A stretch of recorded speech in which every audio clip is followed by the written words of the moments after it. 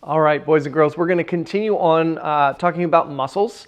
And last week I mentioned that we were going to be talking about the muscles of our upper body this week, and I have decided that we're just going to cover all of them today since this is the last class of the semester. I didn't want to get wrapped up in continuing on when we may have some new folks joining us that might not know and understand what it is that we're talking about right now.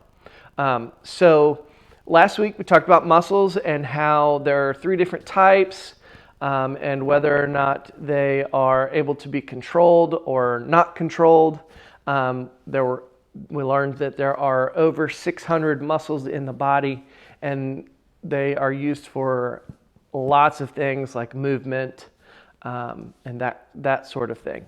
So today I wanted to talk to you about 8 different muscles or muscle groups, and these are the larger muscle groups and the ones that we use very frequently to do just about anything throughout our day.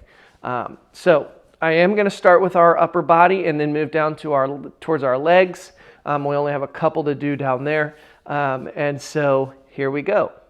The first muscle group that I want to talk to you about is called the bicep muscle.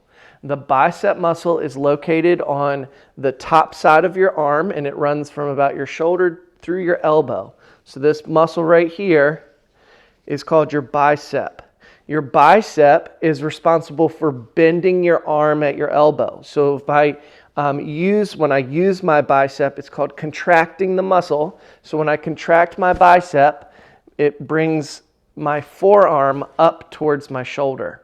Okay, that's what the bicep does. So you can actually feel your bicep here, and as you straighten your arm, it's nice and flat, but as you bend it, you'll feel it start to contract, and you should feel it tense up, and that lump will get a little bit bigger. So that is your bicep right there. The opposite muscle to your bicep is your tricep. So your tricep is located on the back side of your arm, the underside of your arm, again from your shoulder down to your elbow. And its job is the opposite of your bicep, is to extend your arm. So it actually takes a muscle to bring your arm back out into that position. So when I've got my arm fully out like this, my tricep's going to be a little bit loose. I bend it in, it's going to tighten up, okay? But then you can feel, especially for me right here, right in this section, as I extend, I can feel that muscle contracting and pulling back in together. Okay, so that's your tricep. And those two muscles work together to function your arm in this manner right here. Okay, then you have another muscle, and it's located right here on your shoulder. This muscle is called your deltoid. Your deltoid is actually shaped a lot like this, like a triangle, okay?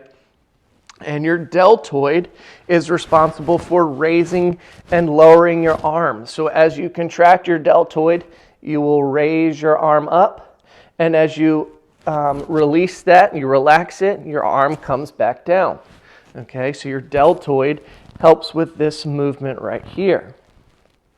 So we've talked about the bicep, the tricep, and the deltoid. All right, moving on. I'm not going to be able to really point to this one, but on your scapula, we talked about your shoulder blade. You've got muscles that run from your neck all the way down your back to about here, and they attach down to your vertebrae. And this muscle is called your trapezius. And your trapezius is another shoulder muscle. Okay, it helps control your shoulder blade. And so what it's allowing your body to do is to kind of move your shoulders forward and back. It aids in shrugging like this. Okay, so that's what allows our whole shoulder area to move. Okay, so you can actually feel your trapezius right here back on your neck. If you shrug your shoulders up and down, you might be able to see it and feel it. Okay, that's your trapezius muscle. It helps us with shoulder movements like this. All right, then we've got our pectoral muscles. The pectoral muscles are the muscles of our chest right here, okay? And that can also allow with this kind of movement. They kind of work against your trapezius muscles, okay? Our pectoral muscles really get worked and function a lot when we are under load, moving our hands in this kind of a motion. Okay, so when we're doing the push-up test, or if we're doing push-ups, we're working our bicep and our tricep muscles, but we're also really working our pectoral muscles. Okay, so pectoral muscles are the muscles of your chest. Now moving down just a little bit, running in the center of your body, okay?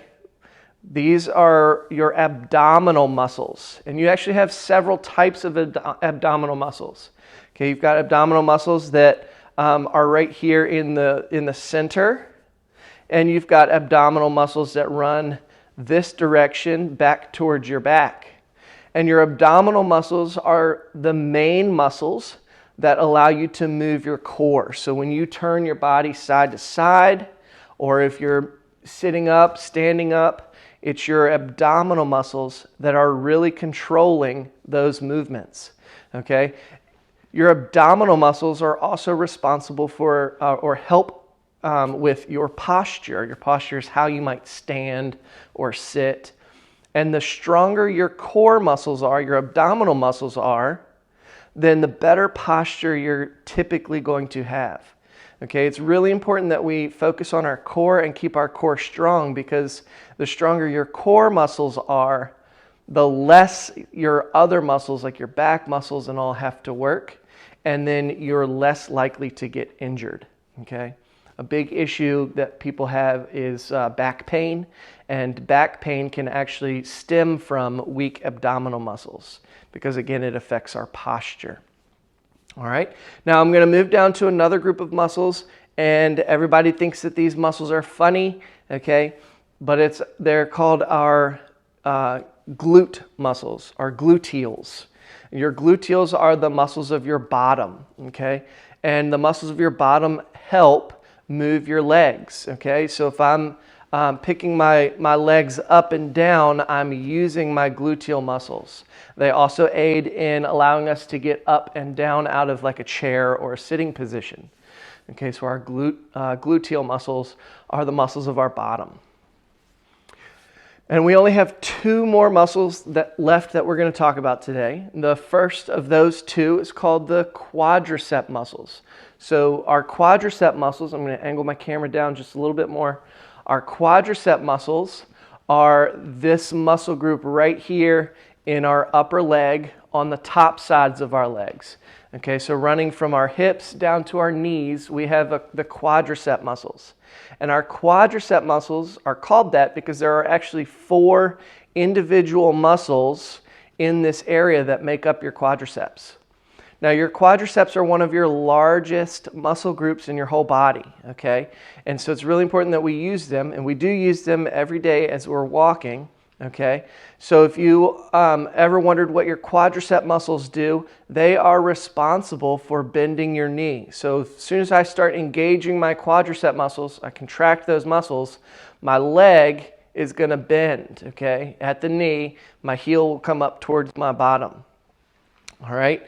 And you can really feel these muscles, boys and girls, if you are walking upstairs or up a hill, okay? Because those are the main group of muscles that are being worked at that time when you're going uphill or upstairs.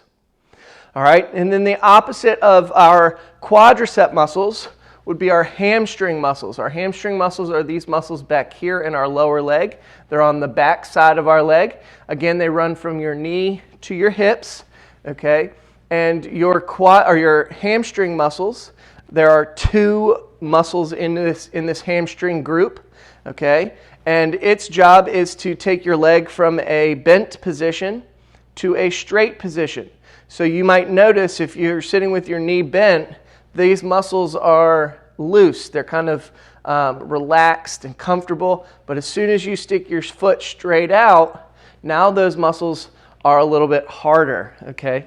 That's because we're contracting them. You can really feel your hamstring muscles when you have been going downhill or downstairs for a long time, all right? So as we're walking downhill, our hamstrings are what are slowing our whole body down, our momentum from going too fast downhill. So our hamstrings are also a very important muscle group. All right, let me tilt back up here. Those are the main muscles that I would like for you all to know. It's really important for you to kind of know and understand how those muscles work so that you know how to plan your exercises, your activities to best fulfill your needs. Some activities that are really work your leg muscles are like running, especially if you're running up and downhill, not just on a flat surface. That's really going to engage those muscles. You're going to build muscles in your legs. So if you ever looked at like a soccer player is going to have larger leg muscles than they are arm muscles because they're using their leg muscles more frequently than their arm muscles. Okay, but then if you look at a different type of an athlete, maybe a swimmer, okay? Swimmers are going to have larger upper body because they're depending on using those muscles to get through the water during their race. And so they're really going to focus a lot on their upper body muscles and a little bit less on their leg muscles. They're still going to use their legs a lot, but they're going to use more of their upper body because that's how we propel through the water faster. So knowing the different muscles and what they do and how they kind of work is really going to be important for you to be able to create your own fitness plan or to really focus on what group of muscles you might want to focus on depending on the activities that you're doing. So I've got a couple of activities for you to do following up with the muscles. So one video is going to kind of focus on your upper body, and then a second video is going to really focus on your lower body. And so I hope that you all have a great time with that, and I will see you later. Bye, boys and girls.